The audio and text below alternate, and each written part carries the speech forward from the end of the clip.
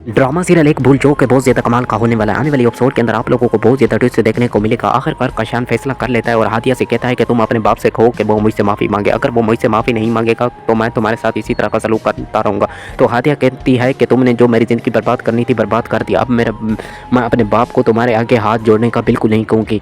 और इसी तरह से कशान कहता है अगर तुम इसी तरह से ज़िद करती रहोगे तो मैं भी ज़िद्दी रहूँगा और तुम्हें कभी भी इस घर के अंदर चैन से नहीं जीने दूंगा। और इसी तरह से कशान भागता हुआ हादिया के घर पहुंचेगा और हादिया के घर में जब वो दाखिल होगा तो साहिल खड़ा होगा। साहिल कहेगा कि तुम यहाँ पर किस तरह। तो कशान कहेगा कि मैं हादिया से बाप से कहने आया हूँ कि वो मुझसे माफ़ी मांगे। अगर उसने मुझसे माफ़ी नहीं मांगी तो मैं उसकी बेटी को इसी तरह से जलील करता रहूँगा। और इसी तरह से कशान कि जब ये रवैया उसका ससुर देखेगा तो वो मजबूर हो जाएगा और कहेगा कि कशान तुम क्या चाहते हो कि मैं तुम्हारे आगे अब हाथ भी जोड़ दूं। मेरी बेटी को तो तुमने बर्बाद कर दिया अपनी मोहब्बत में बरगला कर, लेकिन अब मैं तुमसे माफ़ी मांगूं। अगर तुम्हें ये अच्छा लगता है तो मैं अपनी बेटी का घर बसाने के लिए सब कुछ करने के लिए तैयार हूँ। और इसी तरह से कशान जब सिराज के जुड़े हुए हाथ देखेगा तो वो बहुत ज़्यादा खुश होगा। और दूसरी तरफ से हाशिर अभी तक बतूल को अपने दिल के अंदर जगह नहीं दी है और वो परेशान है कि बतूल साहिल को पसंद करती है। और इसी तरह से हाशिर कहता है कि मैं बतूल को कैसे समझाऊं कि मैं उससे बिल्कुल मोहब्बत नहीं करता। और दूसरी तरफ बतूल है कि वो अपनी मोहब्बत के पीछे पड़ी हुई है। और इसी तरह से हाशिर बहुत ज़्यादा परेशान होता है और उसके बाद